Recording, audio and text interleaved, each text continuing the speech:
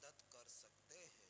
وَإِن تَدْعُوهُمْ اور اگر تم پکارو انہیں إِلَى الْهُدَى ہدایت کی طرف، اگر تم بلاؤ انہیں إِلَى الْهُدَى ہدایت کی طرف، لا يسمعوا وہ نہیں سنیں گے۔ وَتَرَاهُمْ اور آپ دیکھیں گے انہیں يَنظُرُونَ إِلَيْكَ کہ وہ دیکھتے ہیں آپ کی طرف، وَهُمْ لَا يُبْصِرُونَ حالانکہ وہ دیکھتے نہیں۔ خُذِ الْعَفْوَ لے لیجئے معافی والا معاملہ، وَأْمُرْ اور حکم کیجئے بالعرف نیکی کا، وَأَعْرِضْ اور اعراض کیجئے عن الجاہلین جہالات سے، جاہل لوگوں سے کنارہ کشی اختیار کیجئے، اعراض کیجئے۔ وَإِمَّا يَنزَغَنَّكَ مِنَ الشَّيْطَانِ نَزْغٌ اور اگر وہ آپ کو ابھارے من الشیطان شیطان کی طرف سے، نزغن چھیڑ چھاڑ پر، اور اگر وہ آپ کو شیطان کی طرف سے چھیڑ چھاڑ پر ابھارے، فاستعذ باللہ تو اللہ سے پناہ لے، تو اللہ سے پناہ مانگیے۔ انہ سمیع علیم بے شک اللہ خوب سننے والا ہے، خوب جاننے والا ہے۔ پچھلی آیات کریمہ میں آپ حضرات نے اس بات کو سنا کہ جس میں اللہ نے اپنی توحید کا ذکر فرمایا اور شرک کی تردید فرمائی کہ یہ لوگ جو اپنے ہاتھوں سے تراشے ہوئے لکڑی کے بتوں کی اور پتھر کے بتوں کی پوجا پاٹ کرتے ہیں، اللہ تعالیٰ نے فرمایا ان سے کہیے کہ یہ کیا ان کے پاس پاؤں ہیں جن کے ذریعے یہ چل سکے؟ کیا ان کے پاس ہاتھ ہیں کہ جن کے ذریعے پکڑ سکے؟ کیا ان کے لیے پاؤں ہیں کہ جن سے یہ چل سکے؟ کیا ان کے لیے زبان ہے کہ اس سے یہ بول سکے؟ تو فرمائے یہ ہاتھوں کی بنائی ہوئی تصاویر ہے جو پتھر کی صورت میں ہے، لکڑی کی صورت میں ہے۔ بظاہر یوں لگتا ہے کہ یہ دیکھ رہے ہیں جبکہ وہ دیکھتے نہیں، بظاہر یوں لگتا ہے کہ یہ ہاتھوں سے پکڑ سکتے ہیں جبکہ پکڑنے کی طاقت نہیں۔ تو اللہ تعالیٰ نے توحید کی دعوت دی، توحید کا تعارف کرایا اور شرک کی نفی کی، شرک کی تردید کی۔ اور شرک کے بارے میں کیا آتا ہے قرآن مجید میں کہ اللہ تعالیٰ فرماتے ہیں ان اللہ لا یغفر ان یشرک بہ ویغفر ما دون ذلک لمن یشاء کہ اللہ تعالیٰ اس شخص کی ہرگز مغفرت نہ فرمائے گا جو شرک کرے گا، اور اس کے سوا سب کی مغفرت فرما دے گا۔ اور دوسری جگہ پر ارشاد ہے انہ من یشرک باللہ فقد حرم اللہ علیہ الجنۃ ومأواہ النار کہ یقینی بات ہے کہ اللہ جل شانہ مشرکین کے لیے جہنم کو حرام کر چکے ہیں، اور ایسے مشرک لوگوں کا ٹھکانہ جنت کو حرام کر چکے ہیں، اور ایسے مشرک لوگوں کا ٹھکانہ جہنم ہے۔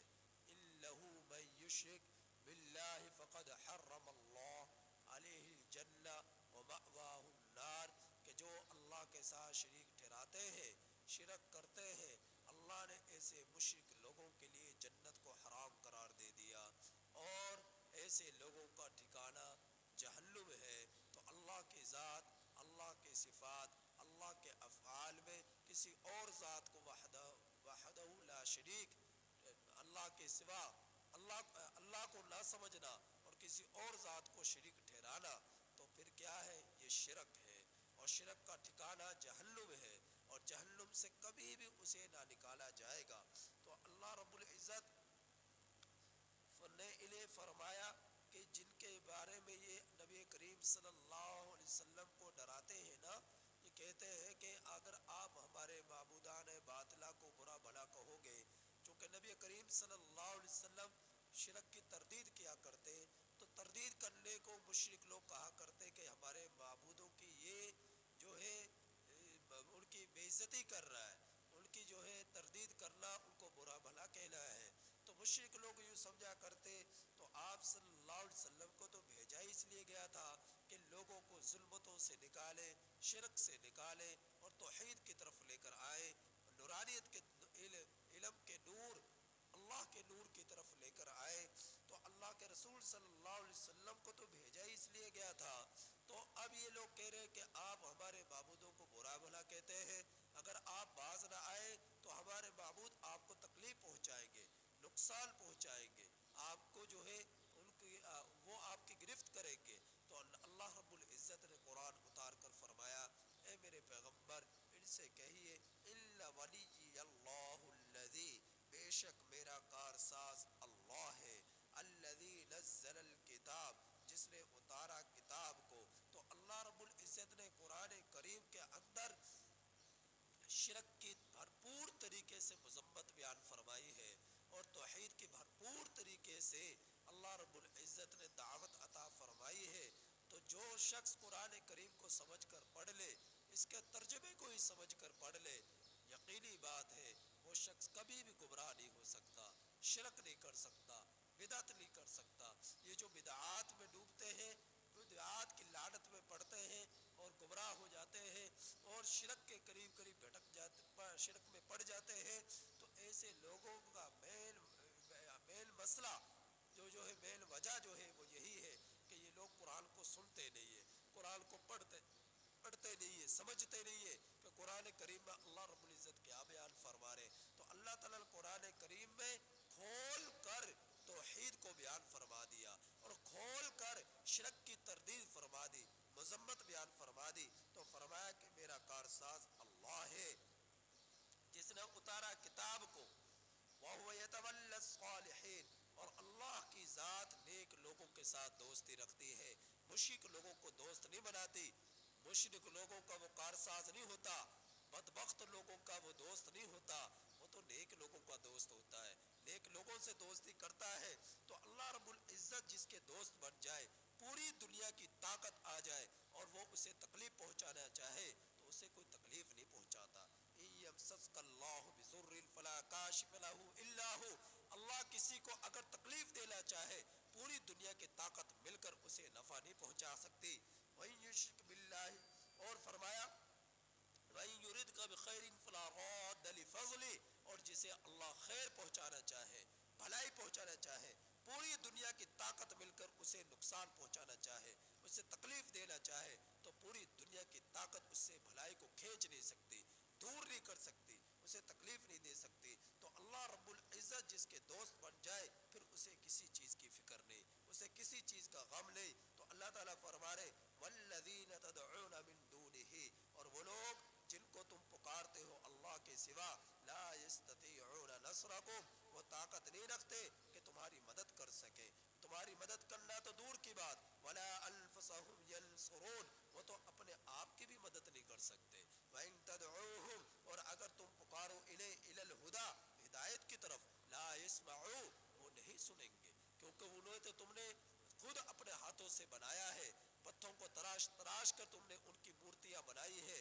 لکڑیوں کو تراش کر تم نے ان کی صورتیں اور شکلیں بنائی ہے۔ بظاہر یوں لگتا ہے کہ وہ دیکھ رہے لیکن وہ دیکھتے نہیں ہیں، بظاہر یوں لگتا ہے کہ وہ سن سکتے ہیں لیکن وہ سنتے نہیں ہیں۔ وہ تمہاری کیا مدد کریں گے؟ وہ تو اپنے آپ کی بھی مدد نہیں کر سکتے، وہ تو اپنے آپ کی بھی مدد نہیں کر سکتے۔ وَإِن تَدْعُوهُمْ إِلَى الْهُدَى، اور اگر آپ بلائے إِلَيْهِ ہدایت کی طرف، اگر تم بلاؤ إِلَيْهِ ہدایت کی طرف، تو ان میں تو سننے کی طاقت نہیں ہے، تو وہ ہدایت کو کس طرح قبول کریں گے؟ اگر تم بلاؤ انہیں ہدایت کی طرف تو سننے کی طاقت ہی نہیں ہے، تو ہدایت کو سن کر کس طرح وہ ہدایت کو قبول کریں گے؟ وَتَرَاهُمْ يَنْظُرُونَ إِلَيْكَ، اور آپ دیکھیں گے انہیں کہ وہ آپ کی طرف دیکھ رہے۔ جب ان کی مورتیوں کی طرف دیکھا جائے، ان بتوں کی طرف دیکھا جائے، تو بظاہر یوں لگتا ہے کہ ان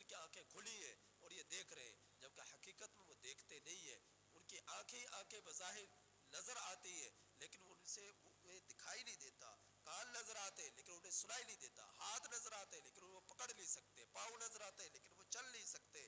تو فرما رہے اللہ تعالیٰ کہ آپ دیکھیں کہ وہ آپ کی طرف دیکھ رہے ہیں، وَهُمْ لَا يُبْصِرُونَ، حالانکہ وہ دیکھتے نہیں ہیں.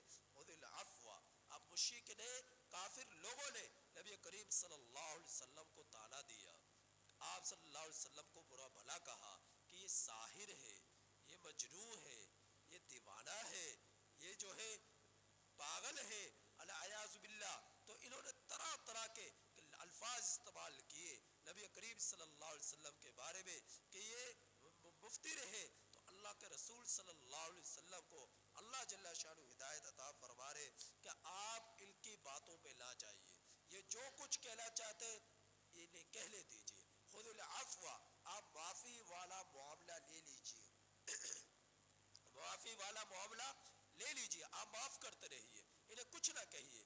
جاہل لوگوں کے جواب آپ جاہلانہ انداز بنا دیجیے، آپ خاموش رہیے. تو نبی کریم صلی اللہ علیہ وسلم کو ہدایت دی جا رہی ہے. اب فرمایا وَأْمُرْ بِالْعُرْفِ، لیکن ان کی باتوں کو سن کر اپنے مقصد سے بھی پیچھے نہیں ہٹنا. دعوت توحید دیتے رہیے، دعوت توحید دیتے رہیے اور شرک سے ان لوگوں کو روکتے رہیے. تو داعی کی صفت یہ ہونی چاہیے کہ وہ اسے جب وہ دعوت دے، چاہے لوگ اسے کتنا ہی برا بھلا کیوں نہ کہے، اسے گالیاں دے، اسے برا بھلا کہے، اس کے لیے ناشائستہ قسم کے الفاظ استعمال کرے، تو وہ ان کے برے بھرے الفاظ کے مقابلے میں برے بھلے الفاظ کا استعمال نہ کرے، گالیوں کے مقابلے میں انہیں گالیاں نہ دے، انہیں جو برا کہہ رہے انہیں برا نہ کہے. تو معاف کیجئے اور معافی والا معاملہ لے لیجئے اور اپنی دعوت کو جاری رکھیے اور دین اسلام کی طرف دعوت دیتے رہیے، توحید کی طرف لوگوں کو بلاتے رہیے. تو یہ ایک جو ہے مبلغ کی شان ہونی چاہیے. تو مبلغ، مصلح، اصلاح کرنے والا اور مبلغ تبلیغ کرنے والا جو ہے اس کی کیفیت یہ ہونی چاہیے، اس کی صفت یہ ہونی چاہیے، کوئی اسے برا بھلا کہے وہ دوسروں کو برا بھلا نہ کہے، کوئی اسے گالیاں دے وہ اسے دوسروں کو گالیاں نہ دے، خاموشی اختیار کرے اور جو اس کا مقصد ہے اس مقصد میں آگے بڑھتا چلا جائے اور شریعت اسلام کی دعوت دیتا چلا جائے. وَأَعْرِضْ عَنِ الْجَاهِلِينَ، جاہل لوگوں سے اعراض کرتا چلا جائے. اعراض کیجئے جاہل لوگوں سے، یہ جاہل ہے جو برا بھلا کہہ رہے اور جو گالیاں دے رہے، ساحر کہہ رہے، دیوانہ کہہ رہے. تو حضرت عیسیٰ علیہ السلام کے بارے میں بھی ان لوگوں نے کہا کہ عیسائی لوگوں کا یہ نظریہ ہے کہ عیسیٰ علیہ السلام منجی ہے، نجات دینے والے. لیکن جب حضرت عیسیٰ علیہ السلام کو صلیب پر لٹکایا گیا اس وقت اللہ تعالیٰ سے فرما رہے ایلی ایلی، میری یا اللہ مدد کیجئے، ایلی ایلی، یا اللہ میری مدد کیجئے. اب اللہ تعالیٰ سے فریاد کر رہے. اگر حضرت عیسیٰ علیہ السلام لوگوں کو نجات دینے والے ہوتے تو خود اللہ سے مدد کیوں مانگ رہے؟ اگر حضرت عیسیٰ علیہ السلام خود خدا ہوتے تو خود اللہ تعالیٰ سے مدد کیوں مانگ رہے؟ تو معلوم یہ ہوا حضرت عیسیٰ علیہ السلام بھی اللہ رب العزت کی مدد و نصرت کے محتاج ہے، چاہے کہ وہ دوسرے لوگوں کی مدد کرے. تو عیسیٰ علیہ السلام کے بارے میں اہل نصارہ کا نظریہ یہ ہے کہ وہ منجی ہے، نجات دینے والے ہیں. اب ظاہر کتنے ہی گناہ کیوں نہ کرے، اس گناہوں کے لیے ان کی سزا کے طور پر حضرت عیسیٰ علیہ السلام سولی پر لٹک گئے. اب چاہے ہم جو مرضی کریں ہماری گرفتری ہوگی، پکڑ لی ہوگی. تو یہ ان کا ایک غلط قسم کا نظریہ ہے. تو حضرت عیسیٰ علیہ السلام نہ مشکل کشا ہے، نہ حاجت روا ہے، نہ منجی ہے، نہ کسی کو نجات دینے والے نہیں ہیں اور نہ ہی کسی کے گناہوں کو وہ کفارہ بنے ہیں. تو حضرت عیسیٰ علیہ السلام اللہ کے برگزیدہ پیغمبر تھے اور بنی اسرائیل کے آخری پیغمبر تھے. تو اللہ تعالیٰ فرما رہے کہ جاہل